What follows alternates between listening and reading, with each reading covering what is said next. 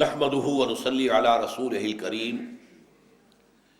اما بعد فاعوذ بالله من الشیطان الرجیم بسم اللہ الرحمن الرحیم وقضى ربك الا تعبدوا الا اياه وبالوالدين احسانا اما يبلغن عندك الكبر احدهما او كلاهما فلا تقل لهما اف ولا تنهرهما وَقُلْ لَهُمَا قَوْلًا كَرِيمًا وَاخْفِضْ لَهُمَا جَنَاحَ الذُّلِّ مِنَ الرَّحْمَةِ وَقُلْ رَبِّ ارْحَمْهُمَا كَمَا رَبَّيَانِي صَغِيرًا رَبُّكُمْ أَعْلَمُ بِمَا فِي نُفُوسِكُمْ إِن تَكُونُوا صَالِحِينَ فَإِنَّهُ كَانَ لِلْأَوَّابِينَ غَفُورًا صدق اللہ العظیم رب اشرح لي صدری ويسر لي أمری واحلل عقدۃ من لسانی يفقهوا قولی اللهم ربنا الہمنا رشدنا واعذنا من شرور انفسنا اللهم ارنا الحق حقا وارزقنا اتباعه وارنا الباطل باطلا وارزقنا اجتنابه اللهم وفقنا لما تحب وترضى آمین یا رب العالمین۔ سورہ بنی اسرائیل کے تیسری رکوع کی ابتدائی آیات پر کچھ گفتگو پہلے ہو چکی ہے، اور میں عرض کر چکا ہوں کہ قرآن مجید میں 4 مقامات پر اللہ تعالیٰ نے اپنے حق کے ساتھ بالکل متصلاً نتھی کر کے والدین کا حق بیان کیا۔ اس پہ مستزاد ہیں وہ مقامات کہ جن میں ترتیب وہ نہیں ہے کہ پہلے اللہ کا حق کہ اس کے ساتھ شرک نہ کیا جائے، اس کے فوراً بعد والدین پر احسان کا حکم آیا ہو، لیکن ویسے اپنی جگہ پر مستقل مضمون کے طور پر والدین کے ساتھ حسن سلوک، ان کی خدمت، ان کی دیکھ بھال، ان کی خبر گیری، ان کی دل جوئی، ان کے ساتھ ملائمت، ان سب کا حکم آیا۔ اور اس میں جو بات میں نے عرض کی تھی کہ اس میں والدین میں سے والدہ کا حق 3 درجے فائق ہے۔ اس کو ایک تو قرآن مجید کے 2 مقامات سے سمجھ لینا چاہیے۔ ایک مقام ہم پڑھ چکے ہیں، سورہ لقمان کا دوسرا رکوع، وَوَصَّيْنَا الْإِنسَانَ بِوَالِدَيْهِ حَمَلَتْهُ أُمُّهُ وَهْنًا عَلَى وَهْنٍ وَفِصَالُهُ فِي عَامَيْنِ أَنِ اشْكُرْ لِي وَلِوَالِدَيْكَ إِلَيَّ الْمَصِيرُ۔ اور ہم نے انسان کو وصیت کی ہے، تاکید کی ہے، حکم دیا ہے والدین کے ساتھ حسن سلوک کا، اور اس میں خاص طور پر ماں کا معاملہ۔ اٹھائے رکھا اسے ماں نے اپنے پیٹ میں، کمزوری پر کمزوری جھیلتے ہوئے، تکلیف پر تکلیف برداشت کرتے ہوئے۔ کیا کچھ بیتتی ہے عورت پر حمل کے دور میں، شروع میں تو نہیں، لیکن جو آخری ایام ہوتے ہیں، آخری چند مہینے جو ہیں، ان میں اس کا بڑا جو ہے پورے وجود جو ہے اس کے اوپر اس کا گہرا اثر ہوتا ہے۔ حملتہ امہ وہنا علی وہن، کمزوری پر کمزوری برداشت کرتے ہوئے، وفصالہ فی عامین، اور پیدائش کے بعد 2 سال تک وہ جونک کی طرح چمٹا رہتا ہے اس کی چھاتیوں سے، اور دودھ کی شکل میں عورت کے جسم کی توانائی جو ہے در حقیقت وہ منتقل ہو رہی ہے، ماں کے جسم کی توانائی منتقل ہو رہی ہے بچے کے جسم کو۔ اور 9 مہینے جو پیٹ میں رہا ہے تو براہ راست ماں کا خون ہے کہ جو اس کو پرورش دے رہا ہے، اور اسی کے ذریعے سے اس کی تمام جو ارتقاء ہو رہا ہے اس کا، اور اس کا یہ جنین کا درجہ بدرجہ بڑھنا، یہ در حقیقت ساری اس کے لیے توانائی اور اس کے لیے غذا وہ ماں کے خون کے ذریعے سے پہنچ رہی ہے۔ اب یہاں ظاہر بات ہے والدہ کا تو ذکر کر دیا، والد کا نہیں کیا، اس لیے کہ واقع بات یہ ہے کہ ہمارے وجود میں آنے میں جو ذریعہ ہے، اگرچہ اس میں والد کا حصہ ہے، نطفہ تو باپ کا ہے، لیکن یہ کہ اس میں جو مشقت جھیلتی ہے وہ ماں جھیلتی ہے۔ 9 مہینے کا حمل، اور پھر اس کے بعد دودھ پلانا۔ آج کل تو خیر دودھ پلانا کم ہو گیا، اگرچہ کتنی ریسرچز سامنے آ رہی ہیں کہ ماں کے دودھ سے بہتر کوئی دودھ نہیں ہے۔ جو بچے ماں کے دودھ پر پلتے ہیں وہ صحت مند ہوتے ہیں، بیماریوں سے بچے رہتے ہیں۔ عورتیں بھی جو نہیں بریسٹ فیڈنگ کرتی ہیں، اپنے بچوں کو دودھ نہیں پلاتی ہیں اپنی چھاتیوں سے، انہیں بیماری ہوتی ہے، کینسر زیادہ انہیں ہوتا ہے۔ بریسٹ کینسر جو ہے، چھاتیوں کا کینسر، وہ ان عورتوں کو زیادہ ہوتا ہے کہ جو اپنے بچوں کو دودھ نہیں پلاتی۔ اس کے باوجود ظاہر بات ہے آج کل جو تصور ہو گیا ہے عورتوں کے اندر اپنے جسمانی چستی کو برقرار رکھنا، وہ در حقیقت اس کے لیے یہ سارے کے سارے کام کرتی. لیکن یہاں پر میں آپ سے عرض کر رہا تھا کہ والدہ کا حق جو ہے زیادہ فائق بیان کیا گیا. میں نے کہا تھا 3 درجے، وہ 3 درجے کا معاملہ وہ بعد میں آپ کو بتاؤں گا، وہ ایک حدیث نبوی سے. لیکن یہاں یہ آ گیا کہ والدین کے حق میں، خاص طور پر ماں کے حق کے لیے، حملتہ امہ وہنا علی وہن وفصالہ فی عامین ان اشکر لی ولوالدیک. اللہ نے وصیت کیا کی کہ شکر کرو میرا اور اپنے والدین کا. اب یہاں دیکھیے پھر اللہ نے اپنے ساتھ بالکل متصل کر دیا ہے. شکر کرو میرا اور اپنے والدین کا. میں تمہارا خالق ہوں، حقیقی رازق میں ہوں، حقیقی رب میں ہوں، تمہیں پالنے پوسنے والا میں ہوں، پالنہار میں ہوں، سب کچھ میں ہوں. لہذا پہلے شکر تو میرا کرنا ہوگا، نشکر لی. لیکن یہ کہ عالم واقعہ میں میرے اس ربوبیت کا جو اظہار ہوا ہے، میری اس تخلیقی عمل کا جو اظہار ہوا ہے، وہ تمہارے والدین کے ذریعے ہوا ہے. تو انشکر لی ولوالدیک، اور اپنے والدین کا شکر ادا کرو. یہ بات میں نے بہت مرتبہ آپ کو بتائی ہے کہ قرآن مجید میں جو اہم مضامین ہیں وہ کم سے کم 2 مرتبہ ضرور آتے ہیں. چنانچہ دیکھیے سورہ احقاف کے اندر یہ مضمون دوبارہ آیا ہے. وَوَصَّيْنَا الْإِنسَانَ بِوَالِدَيْهِ وَوَصَّيْنَا الْإِنسَانَ بِوَالِدَيْهِ إِحْسَانًا، اور ہم نے انسان کو وصیت کی ہے، حکم دیا ہے، تاکید کی ہے اپنے والدین کے بارے میں کہ حسن سلوک اختیار کرو، ان کی خدمت کرو، ان سے محبت کرو، ان کی دلجوئی کرو، ان کے احساسات کو جو ہے ٹھیس نہ پہنچاؤ، ان کی امیدیں اور توقعات جو ہیں ان کو ٹھیس نہ پہنچاؤ. اب وہاں فرمایا حملتہ امہ کرہن ووضعتہ کرہا وحملہ وفصالہ 30 شہرا. اس کی ماں نے اسے اٹھایا رکھا تکلیف جھیلتے ہوئے، کرہن ووضعتہ، اور پھر اسے جو ہے جنا ہے. اب یہ جو عمل ہے پیدائش کا کس قدر تکلیف دہ ہوتا ہے عورت کے لیے. پچھلے زمانے میں تو آپ کو معلوم ہے کہ عورت کا وضع حمل کے بعد زندگی کو سمجھا جاتا تھا کہ نئی زندگی ملی ہے. اس درجے یہ پرخطر معاملہ ہوتا تھا.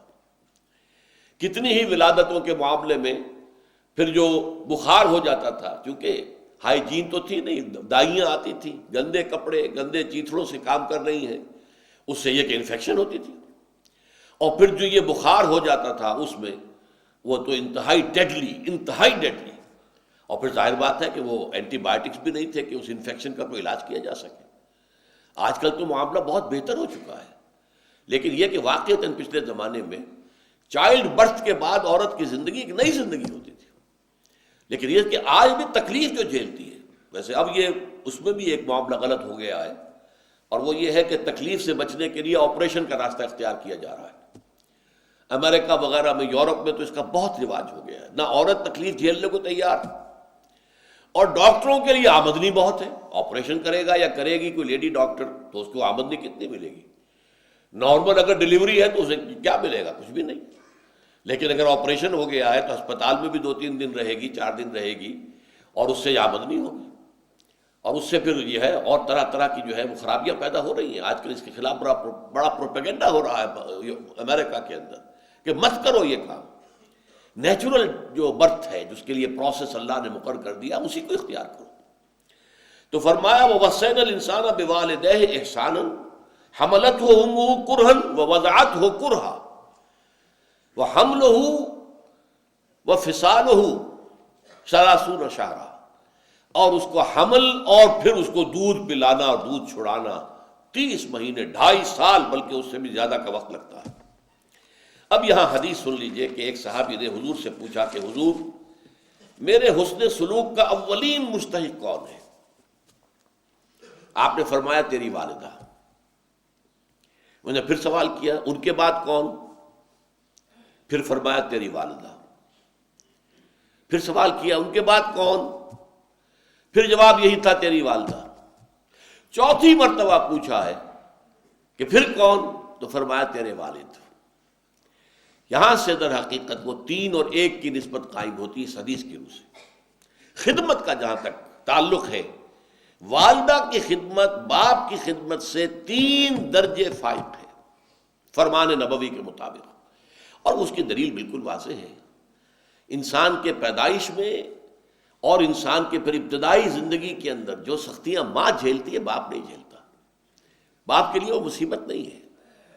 اور قرآن مجید کا اور اسلامی شریعت کے یہ توازن ہے، یہ واقعتاً یہ ہے کہ یہ انسانی معاملہ نہیں ہو سکتا.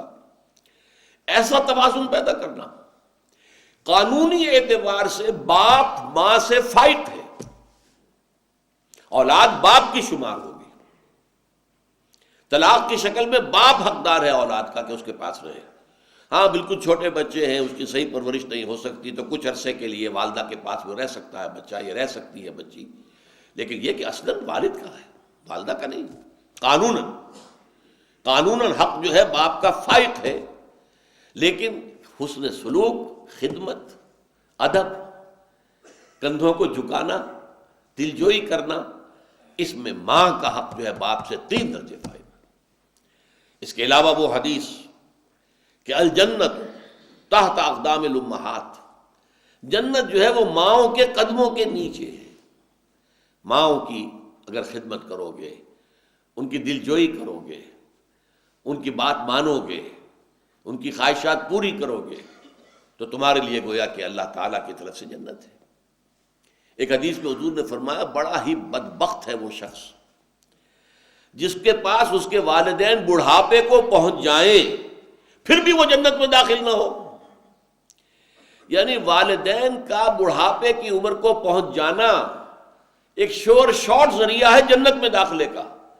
اس وقت بڑھاپے کے عالم میں ان کی اگر خدمت کرو گے، دلجوئی کرو گے اور ان کے ساتھ حسن سلوک کرو گے تو گویا کہ جنت میں داخلہ تمہارا جو ہے وہ انشورڈ ہے، پختہ ہے. تو بہت ہی بدبخت ہوا وہ شخص جس کے والدین اس کے پاس بڑھاپے کی عمر کو پہنچے اور پھر بھی وہ جنت میں داخل نہ ہوا.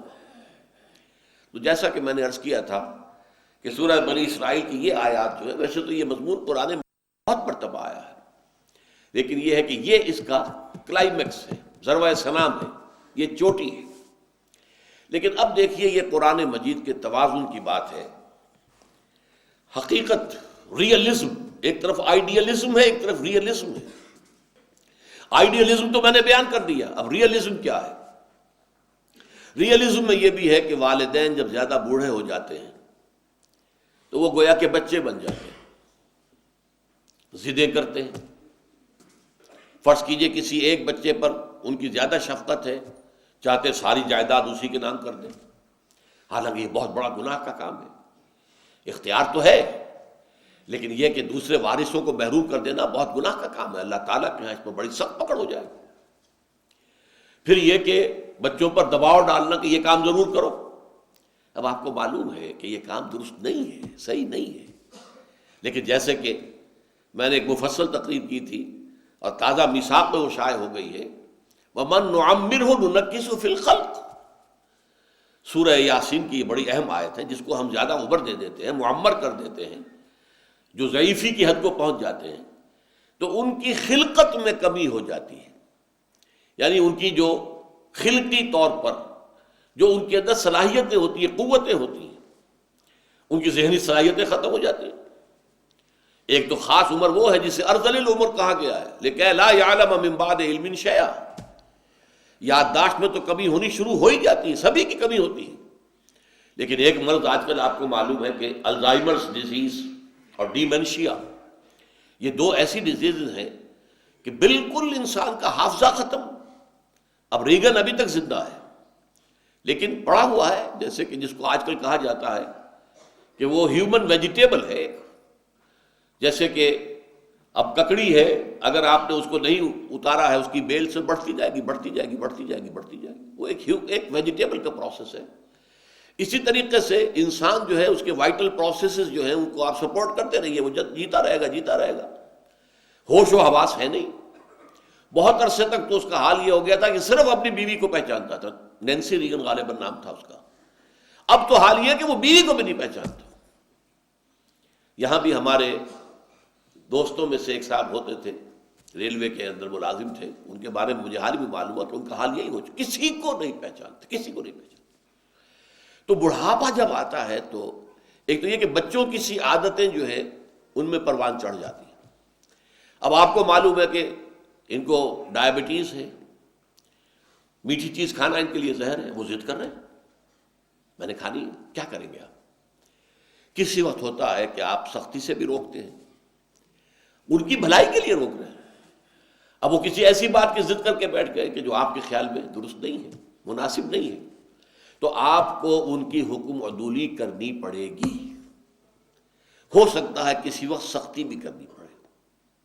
یہ ہے اب جو آئیڈیالزم کے مقابلے میں ریئلزم ہے، اس پر دل کے اندر ایک بندہ مومن نے جب دیکھا یہ ہے کہ اصل تو اللہ نے حکم دیا ہے کہ اما یبلغن عندک الکبر احدہما او کلاہما فلا تقل لہما اف ولا تنہرہما وقل لہما قولا کریما واخفض لہما جناح الذل من الرحمہ وقل رب ارحمہما کما ربیانی صغیرا۔ اب میں کیا کروں؟ میرے والد نے یہ بات جو اس کی ضد کی ہوئی ہے، اور کس طریقے سے جو ہے وہ اپنی بات جو ہے منوانا چاہ رہے ہیں، حالانکہ وہ بات صحیح نہیں ہے، مناسب نہیں ہے، تو اس صورت میں اگر آپ کو کسی وقت کوئی سختی بھی کرنی پڑے تو اول تو یہ نوٹ کیجئے کہ اس سختی کے انداز میں بھی نرمی ہونی چاہیے۔ ابا جان یہ کام نہیں میں کر سکتا، یہ نہیں کہ آپ جھڑکیں، بس یہ امی جی یہ کام میرے لیے ممکن نہیں ہے، آپ مجھے شرمندہ نہ کریں، میں یہ کام نہیں کر سکتا، بڑے ایک لجاجت کے انداز میں ان سے بات کی جائے۔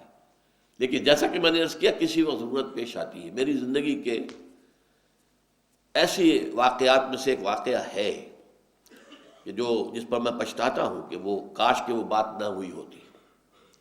میرے والد مرحوم بھی دماغی مرض کے مریض رہے، اور اس زمانے میں پھر چونکہ معالج میں ہی تھا، جب میں نے MBBS کیا تھا اس سے پہلے ہی، جبکہ میں ابھی 3rd ایئر میں پڑھ رہا تھا، تو ان پر پہلا حملہ ہوا تھا، اور اس کے بعد وہ یوں سمجھئے کہ پھر تقریباً 15 سال اور میں ہی ان کا دیکھ بھال کرنے والا، اور اسی لیے میں پھر چلا گیا تھا ساہیوال خاص طور پر کہ اب میں کہیں اور جاؤں، کسی اور جگہ پریکٹس کروں، اور میرے والد جو ہیں وہ اس طریقے سے بیماری کے اندر مبتلا ہے، وہ کہیں ڈاکٹروں کے جو کلینکس ہیں ان پر جا کر دھکے کھائیں، تو میں انہی کے پاس رہا، اور اس میں مجھے بعض اوقات سختی کرنی پڑی۔ ایک دفعہ سختی جو ہے جسمانی سختی کرنی پڑی مجھے، اس کے بعد میں روتا رہا، لیکن یہ کہ وہ چونکہ انہیں اس وقت ہوش ہی نہیں تھا وہ کیا کہہ رہے ہیں، انہوں نے جو بات کہی تھی وہ ایسی تھی کہ اس پر میں ضبط نہیں کر سکا۔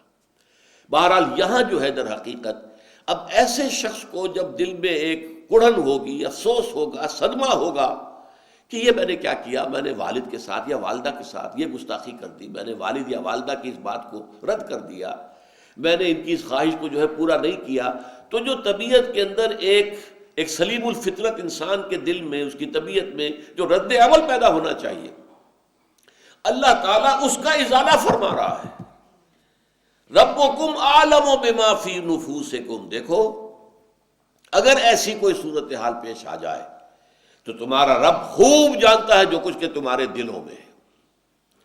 تمہیں اگر روکنا پڑ رہا ہے والد کو یا والدہ کو، اگر اس کی کسی خواہش کو رد کرنا پڑ رہا ہے والد کی یا والدہ کی، اگر کسی وقت سختی کے ساتھ بھی انہیں روکنا پڑا ہے کسی چیز سے، تو یہ کہ دل میں کوئی ملال اس لیے نہ لاؤ کہ تمہارے دل کی کیفیت کو اللہ جانتا ہے، تمہارے دل میں ان کے لیے جو محبت ہے اللہ جانتا ہے، تمہارے دل میں ان کے لیے جو ادب ہے اللہ تعالیٰ اس سے ناواقف نہیں ہے۔ ربکم اعلم بما فی نفوسکم، جو کچھ تمہارے نفوس کے اندر ہے، تمہارے دلوں کے اندر ہے، جو احساسات تمہارے اپنے والدین کے بارے میں ہونے چاہیے اور ہیں، فی الواقع ہیں، اللہ کے علم میں ہے۔ لہٰذا اگر تمہیں کسی وقت ان کے ساتھ کوئی سختی بھی کرنی پڑی ہے، ان کے اس بڑھاپے کی کم سمجھی کی وجہ سے، اس لیے کہ اس کے بعد کیا ہوتا ہے، لِكَيْ لَا يَعْلَمَ مِن بَعْدِ عِلْمٍ شَيْئًا وَمَن نُعَمِّرْهُ نُنَكِّسُهُ فِي الْخَلْقِ، ان کے فہم میں، سمجھ میں کمی ہو جاتی ہے، جو سینس آف پروپورشن ہوتا ہے وہ ختم ہو جاتا ہے، نسبت و تناسب کا احساس اور ادراک ختم ہو جاتا ہے۔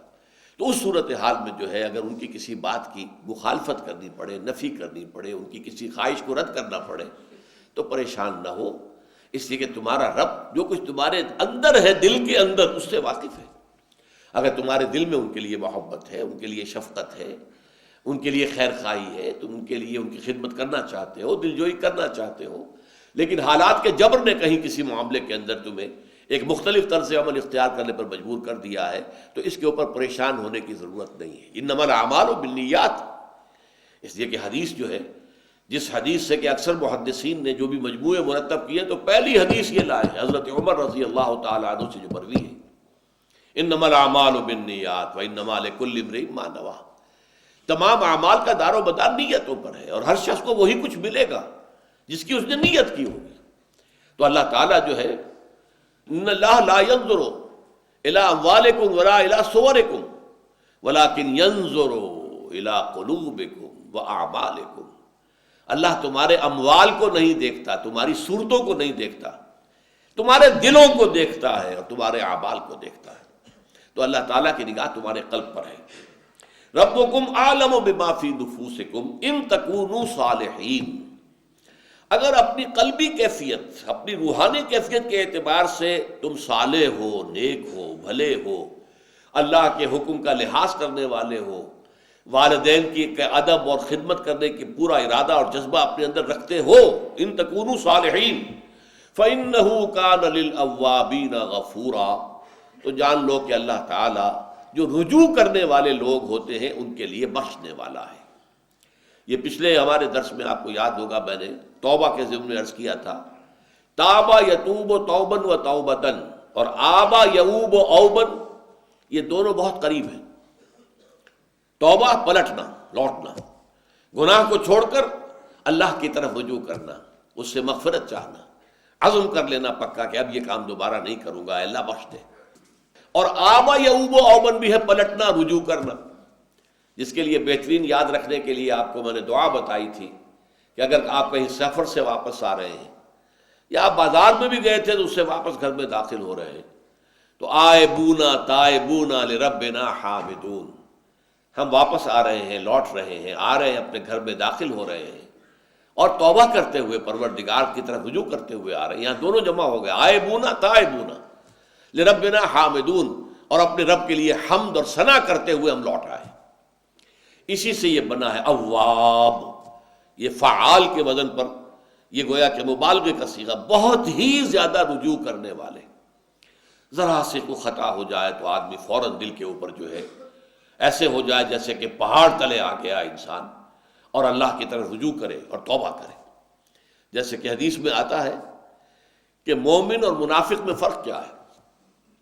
مومن سے اگر کوئی گناہ سرزد ہو جاتا ہے تو وہ ایسے محسوس کرتا ہے جیسے پہاڑ تلے آ گیا، اتنا بوجھ اس پر آ گیا ہے جیسے پہاڑ کے نیچے ہے۔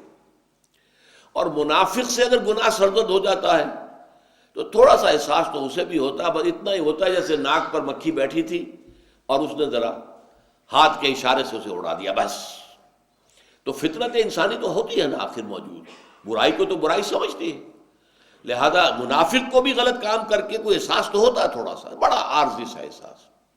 جبکہ کوئی گناہ اگر کسی مومن سے سرزد ہو جائے تو اس کے اوپر اتنا پچھتاوا، اتنی پشیمانی، اتنی پریشانی نہ اس کو لاحق ہوتی ہے کہ جیسے وہ پہاڑ تلے آ گیا ہے۔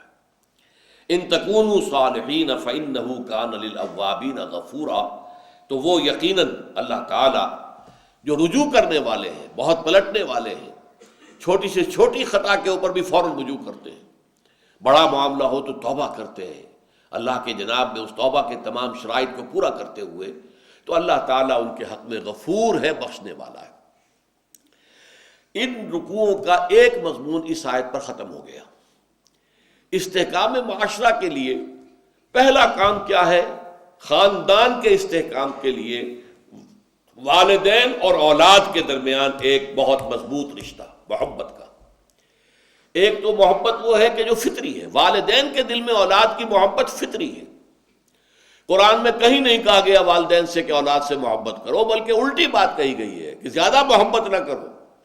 کہیں ایسا نہ ہو کہ تمہاری محبت اتنی بڑھ جائے کہ اس کی وجہ سے تم شریعت کے اندر رد و بدل کرنے پر آ جاؤ، حرام خوری پر آ جاؤ، انہیں اچھے سے اچھا کھلانے کے لیے، اچھا سے اچھا پہنانے کے لیے، اعلیٰ سے اعلیٰ اسکول میں داخل کرنے کے لیے، اب جائز ذرائع آمدنی کے ہیں وہ اگر اس کے متحمل نہیں ہے تو حرام میں منہ مارو۔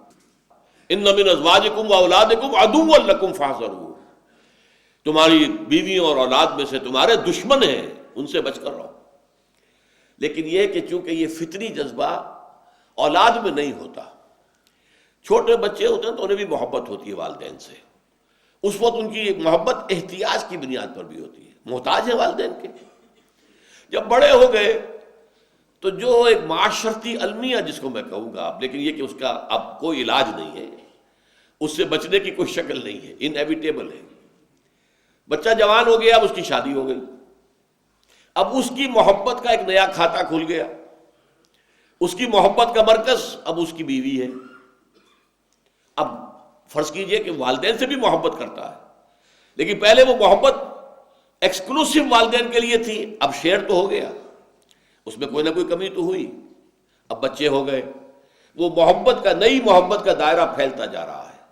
لہذا والدین کے لیے پھر محبت کا حصہ طبعاً وہی باقی نہیں رہتا۔ صحیح بات ہے، یہ اصل محبت کا دائرہ اپنے بال بچے، اس لیے کہا گیا ہے والدین سے محبت کرنا، والدین کے ساتھ حسن سلوک کرنا، کیونکہ یہ اب طبعی عمل نہیں ہے، اس کے لیے آپ کو اللہ تعالیٰ کا حکم سمجھتے ہو، وَوَصَّيْنَا الْإِنسَانَ بِوَالِدَيْهِ وَوَصَّيْنَا الْإِنسَانَ بِوَالِدَيْهِ إِحْسَانًا، ابھی میں آپ کو سورہ احقاف کی آیات سنا چکا ہوں۔ وَوَصَّيْنَا الْإِنسَانَ بِوَالِدَيْهِ سورہ لقمان میں بھی آیا ہے، اور کتنی جگہ پر قرآن مجید میں اللہ تعالیٰ نے اپنے حق کے ساتھ جوڑ کر اپنے والدین کا حق جو اس کو بیان کیا ہے۔ تو یہ در حقیقت اصلاح معاشرہ اور استحکام معاشرہ کا ایک چیپٹر ہے کہ جو ان آیات پر ختم ہو رہا ہے۔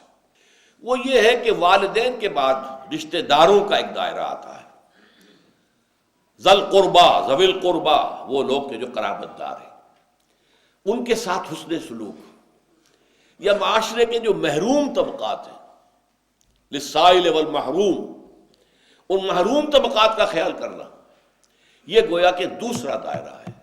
خیر میں، بھلائی میں، نیکی میں ان کی مدد کرنا، ان کی ضرورتیں پوری کرنا، ان کے ساتھ اپنے مال میں ان کا حق سمجھنا، فی اموالہم حق للسائل والمحروم، ان کے مال میں حق ہے۔ یہ دوسرا ہے جس کے اوپر خاصی تفصیلی گفتگو انشاءاللہ تعالی ہوگی۔ بارک اللہ لی ولکم فی القرآن العظیم ونفعنی وإیاکم بالآیات والذکر الحکیم۔